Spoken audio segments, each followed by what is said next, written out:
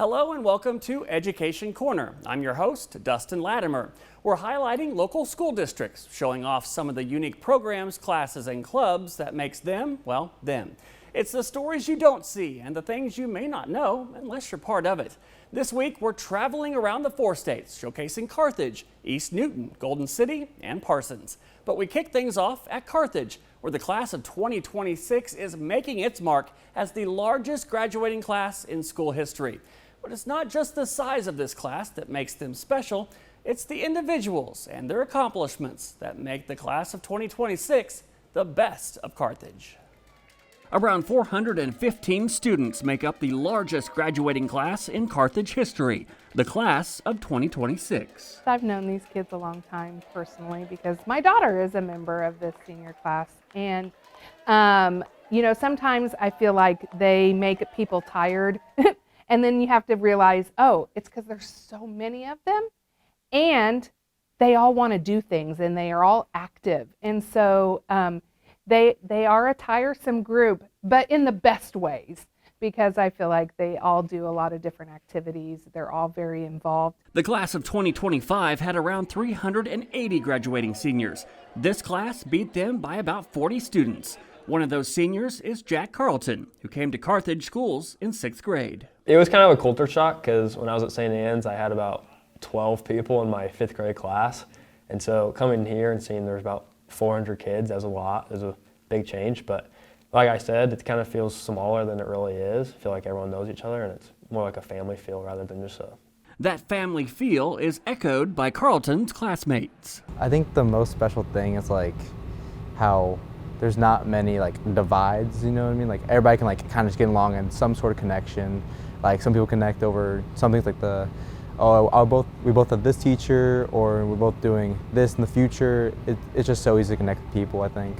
The individuals that make up the Carthage senior class are very involved, both at school and in their community. I think it's super cool that we are the largest class to ever come through Carthage High School because we're so diverse. We have so many people doing so many different things, and a lot of us know each other, or maybe we don't even know each other.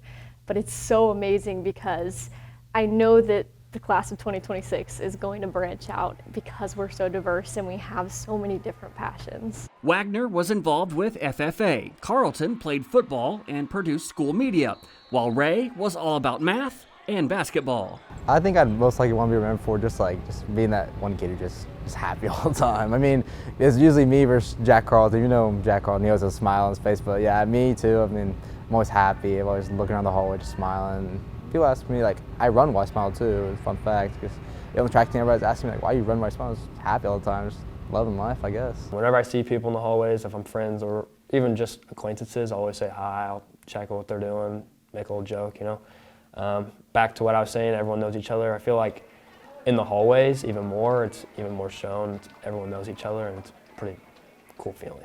When I think about kind of the impact that I made, I think about a lot of our freshmen, especially in FFA.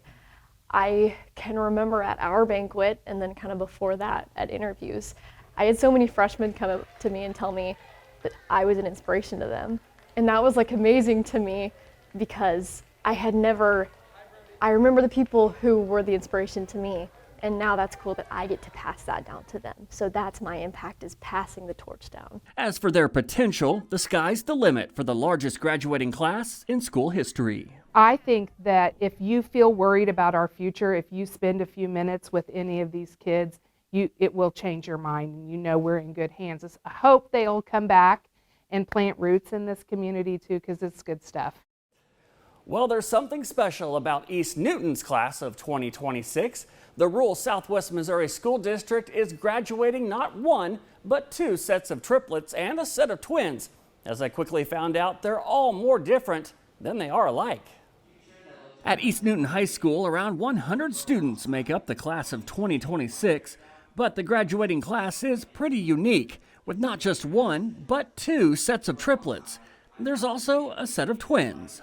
It is pretty cool. I think that this probably isn't gonna happen for a while, if so.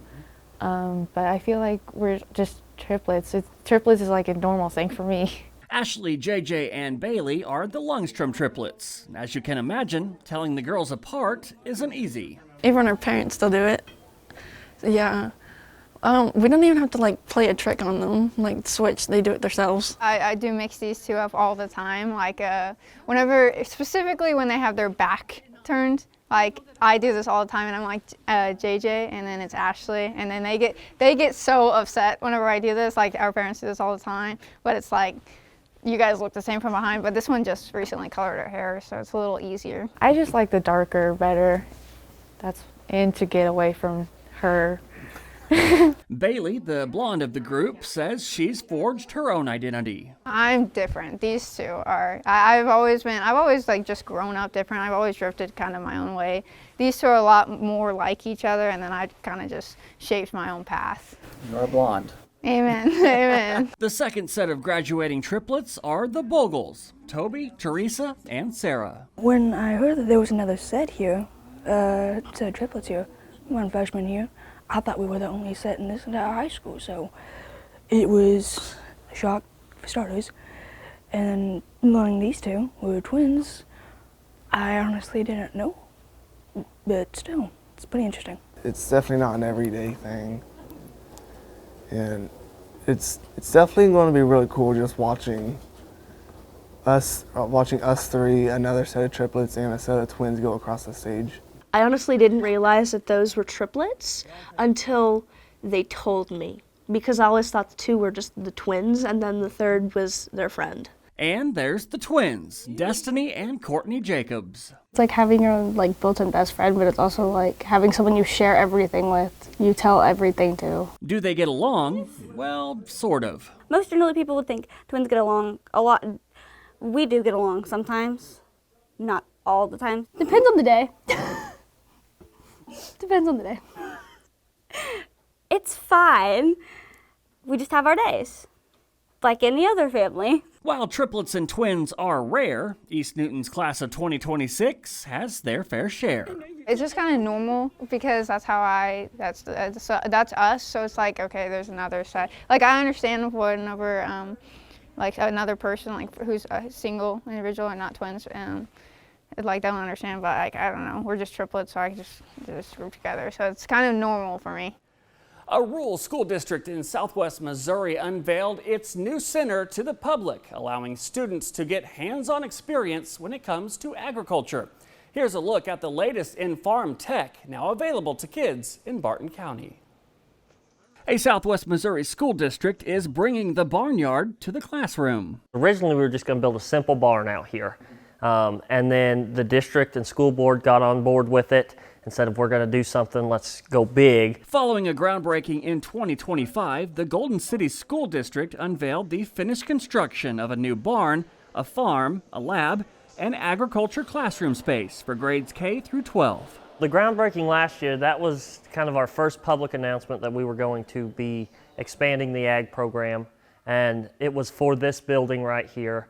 And this is right now it's the swine, as well as we have our livestock cattle working chute behind us, and then our show cattle stuff over here. But we actually got another grant. We're building a permanent swine facility just across the way here that'll be able to house up to 16 pigs or goats or sheep. It's a non-ruminant building for our show animals. So we've been blessed enough to be able to get more grants to expand more than even what we anticipated last year. The center gives ag and FFA students hands-on learning with farm equipment and animals. So the main thing it's gaining is an animal science portion to the classroom, because you can teach animal science in the classroom all day long, but until they can actually get out here and work with the animals and do the things that I talk about in the classroom, then they're not actually learning that skill. You know, I can sit here and talk them through how to, tag a calf or vaccinate a calf all day, but until we actually do it, they're not learning. Though not every student who goes to the center will end up working in farming, the lessons they learn will be priceless. A lot of these kids live in town. They don't have the opportunities to have this at home like I did, or even 10 years ago, 12 years ago when I was in school, we had way more kids that lived on, whether it was a hobby farm, 5-10 acres. A lot of my kids live in town, or they might live in the country, but they don't have any land, they don't have any exposure to it. So by giving them this, and this is the punchline I've used from the beginning, I'm not trying to train these kids or educate these kids to go run a multi-thousand head feedlot in western Kansas, but where when they have a family or they want to buy a few acres, they know how to manage the land, they know how to raise the animals they want, whether they want to raise the steer to butcher for their own meat, hog, whatever it may be. They have that base knowledge to start and do that. It's giving me, more hands-on experience. I can't really do it, just as you said, at my home. But I come here every night, every morning, and take care of the pigs, bathe them, feed them, water them. Go out here sometimes, take care of the animals out there. Just shows me what it's like. It will help the importance of animals and learning about animals. We're got these pigs over here, and that will help a lot. We're going to show them, so that will be very cool, and it will just help people, learn something new about animals. It also gives students some responsibility. In the morning, just feed, water. If you can walk them whenever you want to, but I feed them, water at 8 in the morning, and then around 5 to 7, I feed and water them again. Anytime from there, walk them. Earlier, I walked them, gave them a bath during my math class, and you got to clean the pen out too. That's not the fun part. Plant science is also incorporated with a greenhouse and garden for students to grow produce that will help feed the district. It would only not help animals, it will help floriculture, because we in the classroom it would be floriculture. We have our own lab, so that will be very nice. It would just help a lot of people learn more about animals and the importance and everything like that. The hope is that the new agriculture center will help bring new students to the district. That's what all these school districts are seeing, is just you don't have that population of farm kids you used to. And you got to get these kids involved in wanting to do agriculture somehow, and this is just one of the ways that if you can give them more hands-on experiences and less bookwork experiences, you're going to get the kids. Hard work pays off for some elementary students in Parsons. After Sunday comes Monday, but for kids in Guthridge, it's more like fun day. Here's a look at their much-deserved break from the books. Everyone is very, very pleased with them. These 4th and 5th graders at Guthridge Elementary in Parsons get to have an extra special fun day. And that's where kids get to do some water games and do some bounce houses and go through rotations, just having some good old-fashioned fun. Students did well on their state assessments, so teachers thought if they worked hard, they could play hard. We exceeded the state level by quite a percentage on both our ELA, or all of our ELA, math, and our science tests. Every year I think the kids do well. I'm one of them people that my glass is always half full, so I always feel like that they did their best. No matter maybe not what the results show, what the scores show, I truly believe that our children always give us their best. But this year the numbers really showed it. You're always expecting the best, and then when you see it, it's pretty amazing feeling, and the kids are pretty proud. I know they worked hard. I got a perfect score on my state assessment in English. I think I've worked really hard this year, and I got all 4s on state assessments. I passed my fast bridge score. Games, snow cones, and bouncy inflatables were all on campus. I just like snow cones. I like them better than ice cream, so they're one of my favorite treats. We got to color on a big page and stuff. It was really fun.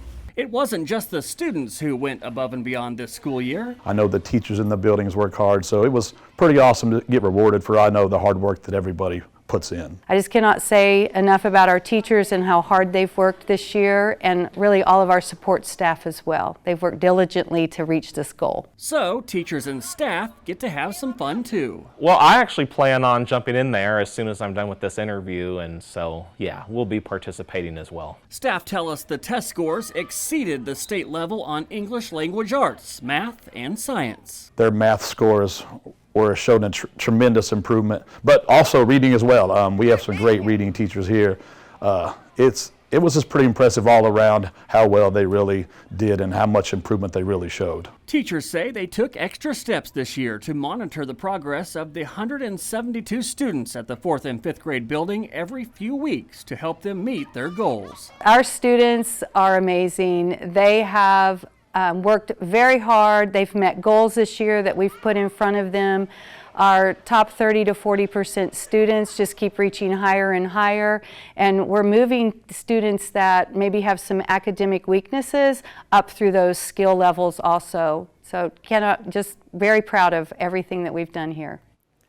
That will do it for this episode of Education Corner. Thank you for joining us as we went to school districts around the 4 states, where seniors break records for class size, where farming is front and center for rural students. Until next time, because education is always right around the corner.